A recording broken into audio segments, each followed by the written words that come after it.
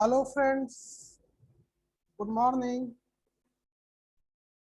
मैं पुनः एक बार आप लोगों के साथ हिस्ट्री के क्लास के लिए उपस्थित हुआ हूँ। जैसा कि इससे पहले मैंने आपको जो चैप्टर पढ़ाया था वो था विजयनगर साम्राज्य। मध्यकालीन भारत अभी चल रहा है और मध्यकालीन भारत में दिल्ली सल्तनत के बाद दक्षिण के प्रमुख राज्य जैसे विजयनगर तक में हम पढ़ा चुके हैं आप लोग को। आज मैं उसी कड़ी को आगे बढ़ाते हुए दक्षिण के एक अन्य महत्वपूर्ण राज्य के संदर्भ में चर्चा करूंगा जो विजयनगर का समकालीन था, और वो था बहमनी साम्राज्य। बहमनी साम्राज्य। तो आइए शुरू करते हैं। बहमनी साम्राज्य, ये इस साम्राज्य का संस्थापक था जफर खां। साम्राज्य का संस्थापक था जफर खां। जफर खां जो इसे हसन गंगू के नाम से भी जाना जाता था। जफर खां हसन गंगू के नाम से भी जाना जाता था। कहा जाता है कि प्रारंभ में यह एक ब्राह्मण का सेवक था और उसकी सेवा में रहते हुए इसने सफलता की सीढ़ियों को तय किया और एक दिन यह एक नए साम्राज्य का संस्थापक बना। और यही हसन गंगू शासक बनने के पश्चात अल्लाउद्दीन हसन बहमन शाह, अल्लाउद्दीन हसन बहमन शाह, देखिए बोर्ड पे लिखा हुआ है अल्लाउद्दीन हसन बहमन शाह के नाम से शासक बना। और इसने जिस साम्राज्य की स्थापना की उसे बहमनी साम्राज्य के नाम से जाना जाता है। बहमनी साम्राज्य की स्थापना का जो समय है वो 1347 ईस्वी है। 1347 ईस्वी में बहमनी साम्राज्य की स्थापना की गई। जैसा कि मैंने पहले भी बताया था, विजयनगर साम्राज्य जब पढ़ा रहे थे कि दिल्ली सल्तनत में मोहम्मद बिन तुगलक का शासनकाल दिल्ली सल्तनत के बिखराव का काल माना जाता है। अर्थात मोहम्मद बिन तुगलक के शासन के अंतिम दिनों में दिल्ली सल्तनत में बिखराव के चिन्ह प्रकट होने लगते हैं। और मैंने पहले भी बताया था कि उसके शासनकाल के दौरान पूरे दिल्ली सल्तनत के अंतर्गत कुल 23 विद्रोह हुए थे। बड़े बड़े 23 बड़े बड़े विद्रोह हुए थे और विद्रोहों की एक श्रृंखला शुरू हो गई थी। परिणाम स्वरूप भारत के विभिन्न भागों में उत्तर दक्षिण पूर्व पश्चिम में अनेक छोटे छोटे क्षेत्रीय राज्यों की स्थापना हुई और इन नवीन राज्यों, इन क्षेत्रीय राज्यों के संस्थापक वैसे सरदार थे जिन्होंने सल्तनत काल में अपनी सैन्य योग्यता एवं क्षमता की बदौलत सम्मान प्राप्त किया था। उसी प्रकार हसन गंगू और जो आगे जो अलाउद्दीन हसन बहमन शाह के नाम से भी जाना जाता है, यह दक्षिण का एक अमीरान ए सदा था। अमीरान ए सदा उपाधि थी सरदारों की, विशेषकर दक्षिण में, दक्कन में। और इसी हसन गंगू ने 1347 में कमजोर हो रहे केंद्रीय शासन का फायदा उठाते हुए बहमनी साम्राज्य की स्थापना की। तो बहमनी साम्राज्य का संस्थापक था अलाउद्दीन हसन बहमन शाह। इसे हसन गंगू के नाम से भी जाना जाता है। समय था 1347 और उस समय दिल्ली का सुल्तान था मोहम्मद बिन तुगलक। राजधानी, नव स्थापित वंश की राजधानी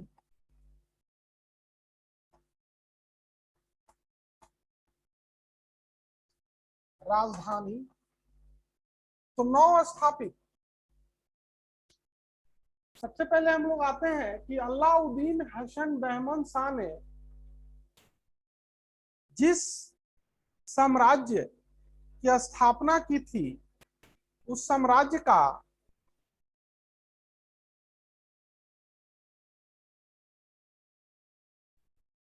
उस साम्राज्य का अवस्थिति क्या था, अर्थात तो जान लीजिए यह दक्कन प्रायद्वीप, यह मुख्य रूप से दक्कन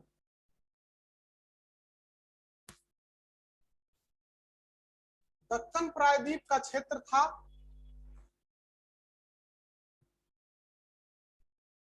जहां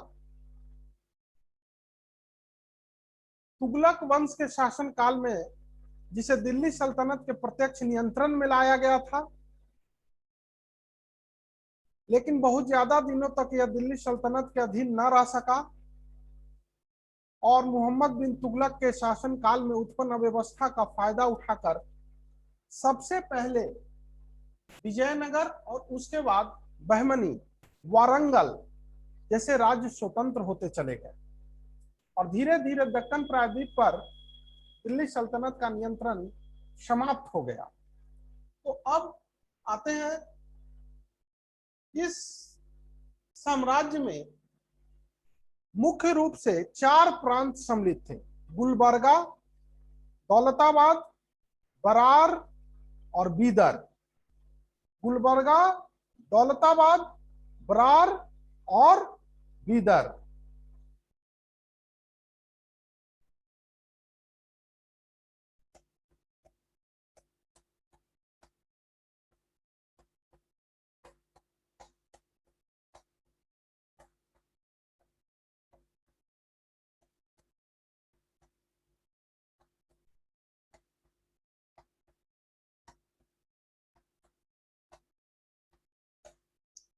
गुलबर्गा, दौलताबाद, बरार और बीदर, ये 4 प्रांत जो थे, अर्थात हसन गंगू यानी कि अलाउद्दीन बहमन शाह ने अपने पूरे साम्राज्य को इन 4 प्रांतों में विभाजित किया था। इसमें ये जो प्रांत था ये काफी महत्वपूर्ण था, क्योंकि हसन गंगू ने इसी गुलबर्गा को अपने नव स्थापित साम्राज्य की राजधानी बनाया था। तो यहाँ जो है एक तरह से ये आप इसको इंट्रोडक्शन, ये विजयनगर साम्राज्य का सॉरी बहमनी साम्राज्य का ये इंट्रोडक्शन हुआ, परिचय। परिचय मतलब कि इस साम्राज्य का संस्थापक कौन था, तो जफर खां, हसन गंगू, अलाउद्दीन हसन बहमन शाह। बार बार परीक्षाओं में बहुत बार ये सवाल पूछा गया है कि अलाउद्दीन हसन या हसन गंगू किसका उपनाम था, और विकल्प में आपको ये नाम रहेंगे, तो आप ध्यान रखिएगा। दूसरा 1347 ये भी इंपॉर्टेंट है, क्योंकि ये दक्षिण भारत के इतिहास की एक महत्वपूर्ण घटना है जब बहमनी साम्राज्य की स्थापना की गई थी। क्योंकि बहमनी साम्राज्य ने न केवल दक्षिण भारत में राजनीतिक एकता की स्थापना की, या दक्षिण भारत की एक न केवल एक महत्वपूर्ण राजनीतिक शक्ति है बनी, बल्कि इसने दक्षिण भारत के सांस्कृतिक, सामाजिक और धार्मिक विकास में भी, विशेषकर सांस्कृतिक विकास में इसका एक महत्वपूर्ण योगदान है। इसलिए इसके स्थापना की तिथि को भी आप लोग याद रखिएगा। दूसरा, इसकी राजधानी थी गुलबर्गा। कुल 4 प्रांत थे: गुलबर्गा, दौलताबाद, बरार और बीदर। ठीक है, अब आते हैं हम लोग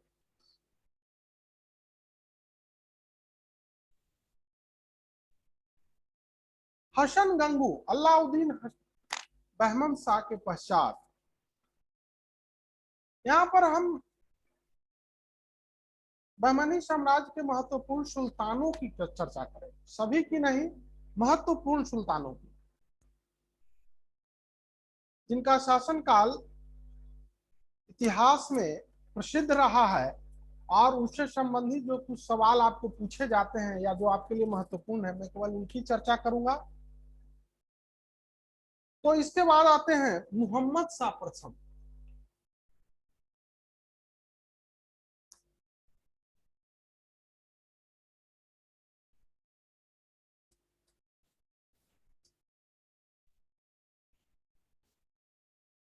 मोहम्मद शाह प्रथम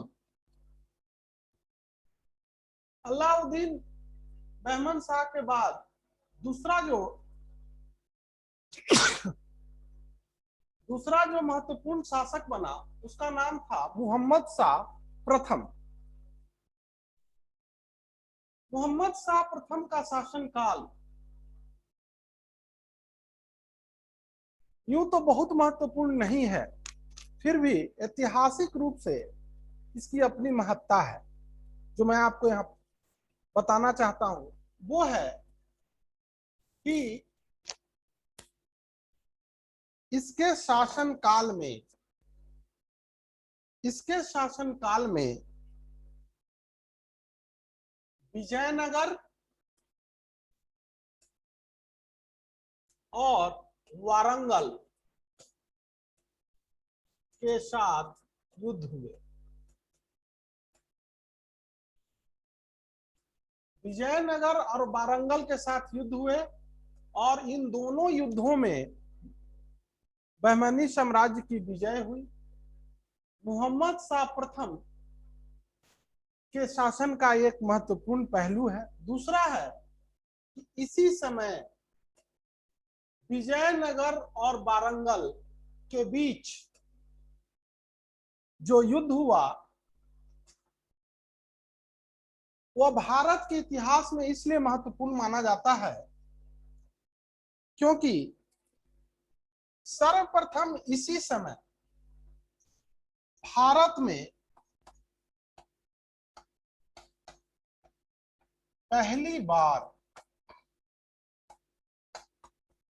बारूद का प्रयोग हुआ। बारूद का प्रयोग, समझ रहे हैं? यहां मेरा कहने का मतलब है कि भारत में पहली बार युद्धों में बारूद का प्रयोग जो किया गया वो पहली बार विजयनगर और बहमनी के बीच ही किया गया।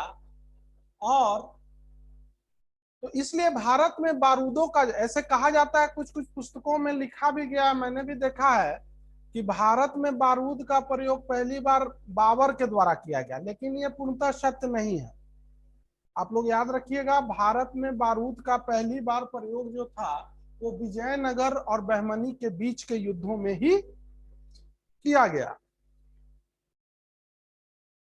तो इसलिए मोहम्मद शाह प्रथम के शासनकाल में यह घटना घटित हुई थी, इसलिए आप इसे याद रखिए। अब आते हैं मोहम्मद शाह प्रथम के पश्चात फिरोज शाह। फिरोज शाह सुल्तान बना। फिरोज शाह, मोहम्मद शाह प्रथम के पश्चात फिरोज शाह बहमनी का नया सुल्तान बना। और अब मैं फिरोज शाह के शासनकाल की कुछ महत्वपूर्ण घटनाओं पर आपके साथ चर्चा करूंगा। जैसे सबसे महत्वपूर्ण घटना है कि यह एक विद्वान सुल्तान था, अर्थात यह काफी पढ़ा लिखा था। दूसरा, यह धर्मनिरपेक्ष नीतियों का हिमायती था, अर्थात प्रशासन या प्रशासनिक व्यवस्था में, राज व्यवस्था में इसने धार्मिक सहिष्णुता का परिचय दिया। परिणाम स्वरूप प्रशासन में ऊंचे ऊंचे पदों पर बड़ी संख्या में हिंदुओं को नियुक्त किया गया। दूसरा, जैसा कि मैंने आपको बताया है कि यह एक विद्वान शासक था, तो इसकी विद्वता का एक नमूना आपको मैं बताना चाहूंगा कि इसने एक वेधशाला, वेधशाला का मतलब आप लोग समझते हैं, वेधशाला, वेधशाला होता है, वेधशाला का मतलब हुआ कि इसने खगोलीय घटनाओं को, आज भी वेधशाला है, बड़े बहुत ज्यादा मात्रा में है, और मतलब इसने खगोलीय घटनाओं को देखने के लिए खगोलविद जिस स्थान पर या जिस स्थान का प्रयोग करते हैं, संभवतः वो वेधशाला ही कहा जाता है, या जहां पर खगोलीय घटनाओं का अध्ययन किया जाता है वो वेधशाला कहे जाते हैं। तो इसमें दौलताबाद, दौलताबाद में फिरोज शाह ने एक वेधशाला की स्थापना की थी, जो इसकी विद्वता का परिचायक है। अब आते हैं शिहाबुद्दीन अहमद प्रथम, फिरोज शाह के बाद प्रथम,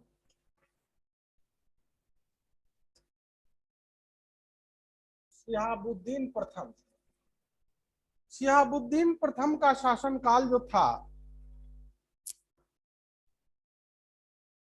इसका शासनकाल भी कुछ घटनाओं के लिए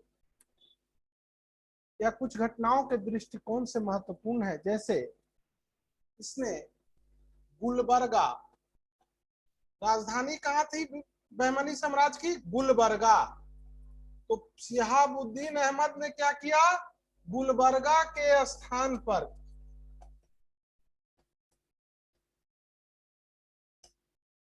गुलबर्गा के स्थान पर बीदर, बीदर को राजधानी बनाया।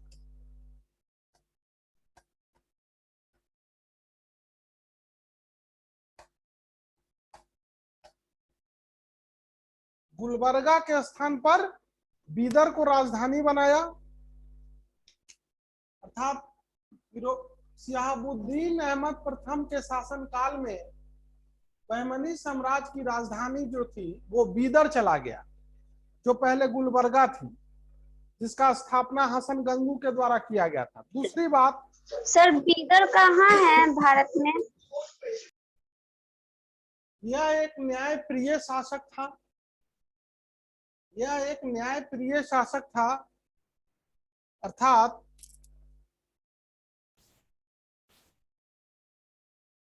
इसने हिंदू और मुस्लिम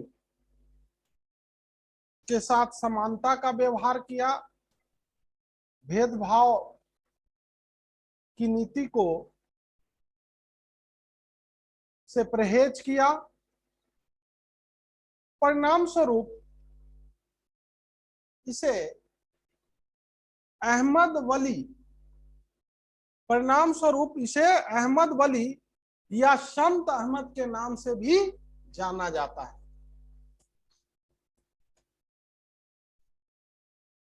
संत अहमद के नाम से भी इसे जाना जाता है, क्योंकि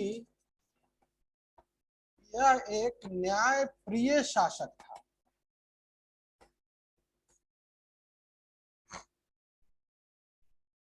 अब आते हैं शिहाबुद्दीन अहमद प्रथम के बाद। तो शिहाबुद्दीन अहमद प्रथम के बाद, शिहाबुद्दीन अहमद प्रथम के बाद अलाउद्दीन अहमद द्वितीय,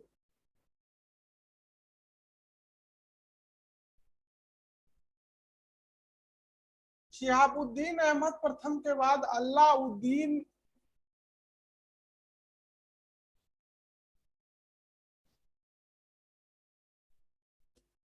अहमद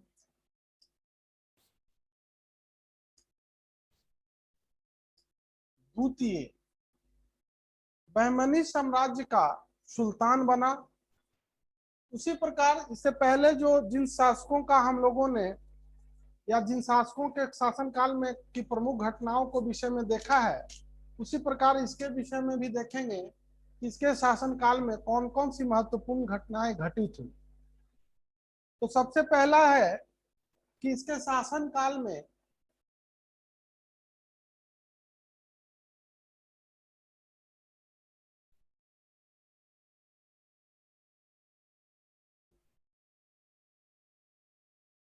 महमूद गवां, शायद इस नाम से आप लोग परिचित नहीं हुइएगा, महमूद गवां नामक एक ईरानी व्यक्ति को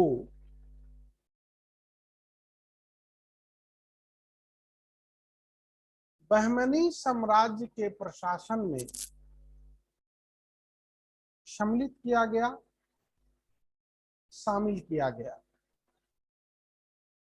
यह बहमनी साम्राज्य के इतिहास का एक परिवर्तनीय बिंदु, या यूं कहिए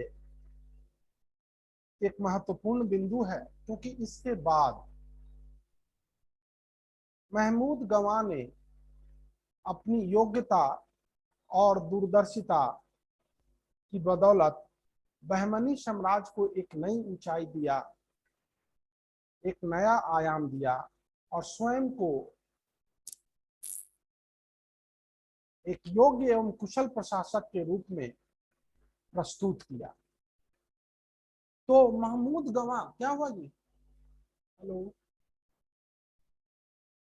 जालिम, दक्कन का नीरो, दक्कन का नीरो कहा जाता था। जालिम, जालिम का अर्थ तो आप लोग समझते ही होंगे। जालिम एक ऐसा शब्द है, क्रूर दुष्ट व्यक्तियों के लिए जालिम शब्द का प्रयोग किया जाता है। और दक्कन का नीरो, तो नीरो, नीरो मैंने पहले भी बताया था कि रोमन साम्राज्य का एक शासक था जो अपनी क्रूरता के लिए पूरे विश्व में प्रसिद्ध था, है। और यदि आज भी यदि किसी शासक को क्रूर कहा जाता है तो उसको नीरो की उपाधि से विभूषित किया जाता है। आए दिन पेपर वगैरह में भी आप लोग सुनते होइएगा कि किसी किसी आज भी नेताओं को, कुछ नेताओं को इस उपाधि से संबोधित किया जाता है या उनके विषय में कहा जाता है कि ये नीरो है। तो नीरो वास्तव में क्रूरता का परिचायक है। नीरो के साथ क्रूरता और नीरो एक दूसरे के पर्याय है। नीरो जो रोमन साम्राज्य का एक महत्वपूर्ण शासक था और इसीलिए वो विश्व में प्रसिद्ध है। और जब भी कोई शासक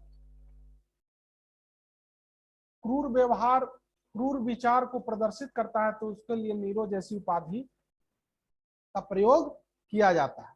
तो हुमायूं को भी जालिम कहा जाता था, दक्कन का नीरो कहा जाता था, क्योंकि यह भी एक क्रूर शासक था। ठीक है, अब आते हैं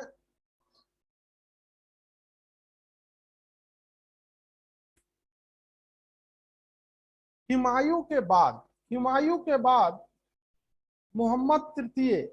एक चीज और मैंने आपको बताना चाहूंगा यहाँ पे कि यह हुमायूं का ही शासन काल था। हुमायूं के शासन काल में ही महमूद गवां, जैसा कि मैंने पहले बताया, महमूद गवां का दक्कन के प्रशासन में शामिल होना और धीरे धीरे वह अपने व्यक्तित्व के चरमोत्कर्ष बिंदु पर पहुंचता है। तो वो इस महमूद गवां का को हुमायूं के शासनकाल में, अर्थात हुमायूं के शासनकाल में ही महमूद गवां को बहमनी साम्राज्य का प्रधानमंत्री बनाया जाता है।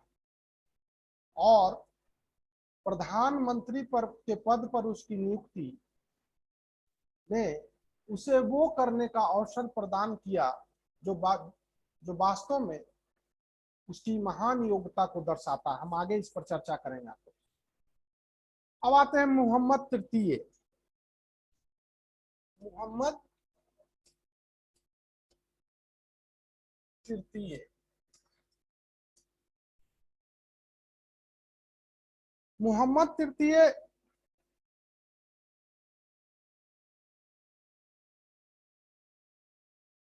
का शासनकाल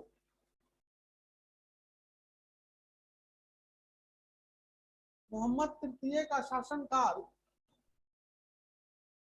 दक्कन यानी बहमनी साम्राज्य के इतिहास के दृष्टिकोण से काफी महत्वपूर्ण है। तो सबसे पहली बात है कि मोहम्मद तृतीय ने महमूद गवाह को उसकी योग्यता से प्रभावित होकर ख्वाजा जहां की उपाधि प्रदान की। ख्वाजा जहां, महमूद गवाह को ख्वाजा जहां की उपाधि प्रदान की। दूसरा, रूसी यात्री निकितिन,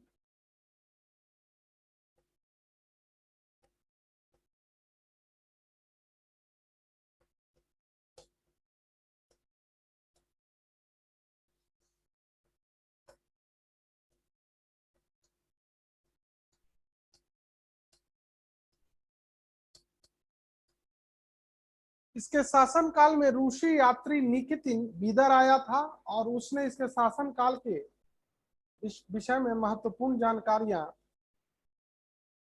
दी है या उसके संस्मरणों से पता चलता है। अब आते हैं हम लोग महमूद गवाह।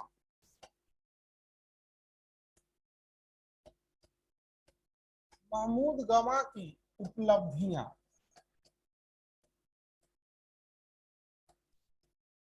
जैसा कि मैंने आपको पहले बताया कि महमूद गवाह एक ईरानी व्यापारी था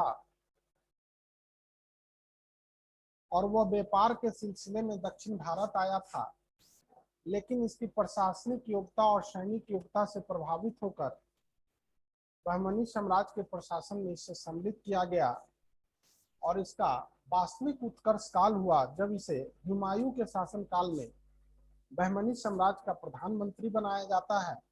और प्रधानमंत्री बनने के पश्चात इसने जो कार्य किए उस कार्य के कारण यहाँ पर हम उसकी चर्चा करते हैं और कई प्रतियोगी परीक्षाओं में भी इसके विषय में सवाल पूछे जाते रहे। तो महमूद गवाह का सबसे महत्वपूर्ण कार्य क्या था? तो एक सेना नायक के रूप में गोवा पर विजय। तो एक सेना नायक के रूप में महमूद गवाह का सबसे महत्वपूर्ण उपलब्धि थी गोवा पर विजय। गोवा पश्चिमी तट पर स्थित एक बंदरगाह है, आज भी आप लोग जानते होंगे। और गोवा पर विजय प्राप्त किया इसने। दूसरा, इसने राजस्व के क्षेत्र में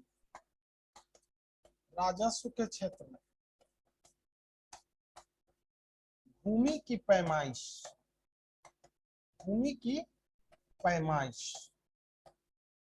राजस्व व्यवस्था के क्षेत्र में इसके द्वारा किया गया जो महत्वपूर्ण कार्य था वो था कि इसने भूमि की पैमाइश करवाई और प्रत्येक गांव की सीमा को निर्धारित करवाया। अर्थात किस गांव की सीमा कहां तक है इस बात को उसने स्पष्ट रूप से उसका बाउंड्री को निर्धारित किया कि प्रत्येक हर गांव की सीमा यहाँ यहाँ अर्थात है। दूसरा जो था, तो सेनानायक के रूप में गोवा पर विजय, राजस्व के क्षेत्र में भूमि की पैमाइश और एक अन्य महत्वपूर्ण कार्य इसने किया, बीदर में एक विद्यालय की स्थापना। अर्थात जो यह दर्शाता है कि शिक्षा के प्रति इसके लगाव को, शिक्षा के प्रति महमूद गवाह के लगाव या इसकी निष्ठा को दर्शाता है कि इसने बीदर में एक आधुनिक विद्यालय की स्थापना किया था। महमूद गवाह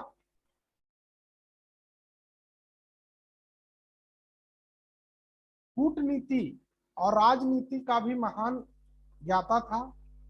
इसने अपने समय के प्रमुख विदेशी शासकों के साथ पत्र व्यवहार करता था। ये बराबर या ये अधिकांशतः उन पत्रों के माध्यम से उनके साथ अपना संबंध बनाए रखता था और अपनी इस उत्कंठा या अपनी इस भावना के कारण वो जिन जिन बहुत से शासकों के साथ उसने पत्राचार किया, और पत्राचार के रूप में उसके द्वारा जो पत्र लिखे गए या विदेशी शासकों के जो पत्र प्राप्त किए गए, उसको रियाजुल इंसा, अर्थात उन पत्रों को रियाजुल इंसा के नाम से जाना जाता है। लेकिन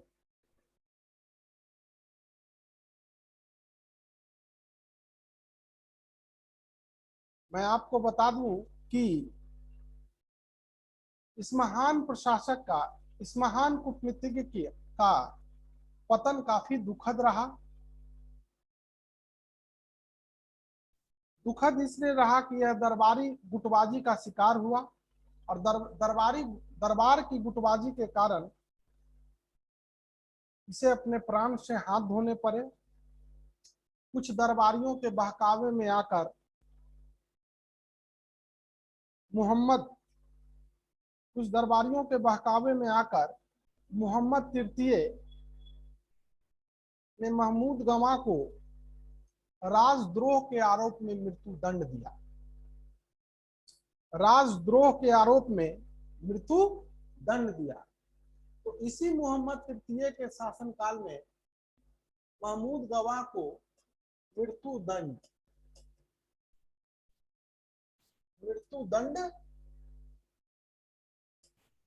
दिया गया, और इस प्रकार महमूद गवां का पतन हो गया। मैंने आपको बताया कि महमूद गवान एक योग्य प्रशासक, एक योग्य सेना नायक था। इसने अपनी योग्यता के द्वारा बहमनी साम्राज्य का चतुर्मुख विकास किया था। अतः जैसे ही इसका पतन हुआ, इसकी मृत्यु हुई, इसके मृत्यु के पश्चात बहमनी साम्राज्य का पतन प्रारंभ हो गया था, शुरू हो गया, और धीरे धीरे पतन की प्रक्रिया तीव्र होती चली गई, और अंततः बहमनी साम्राज्य कई भागों में विखंडित हो गया, कई भागों में बंट गया। बहमनी साम्राज्य का पतन।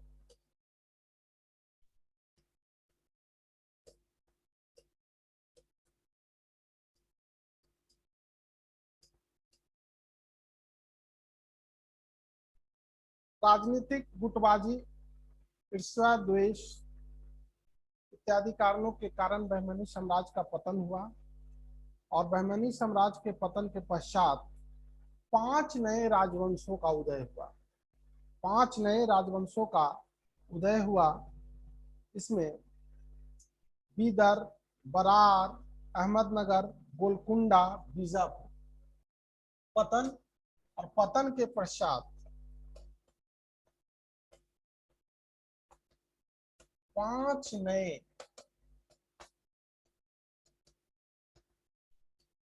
राजवंशों का उदय। तो पहला था बीदर, बरार, बीजापुर, अहमदनगर और गोलकुंडा। बहमनी साम्राज्य के पतन के पश्चात ये 5 नए राजवंशों का उदय हुआ। बीदर, बरार, बीजापुर, अहमदनगर और गोलकुंडा, ये 5 नए राज्य उदित हुए। अब मैं यहाँ आप लोगों के सामने एक एक कर इन राज्यों के विषय में कुछ महत्वपूर्ण जानकारियां साझा करना चाहूंगा, जो आपके लिए महत्वपूर्ण है। तो आइए शुरू करते हैं। सबसे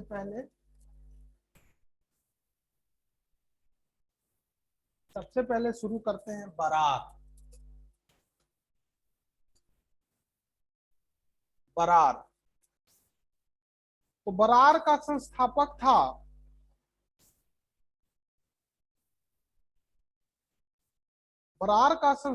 था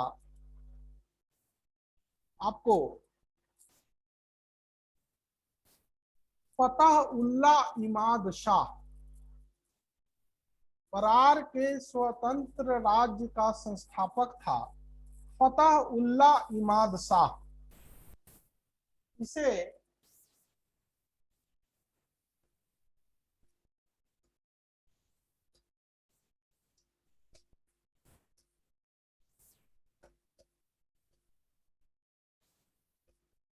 इमाद शाही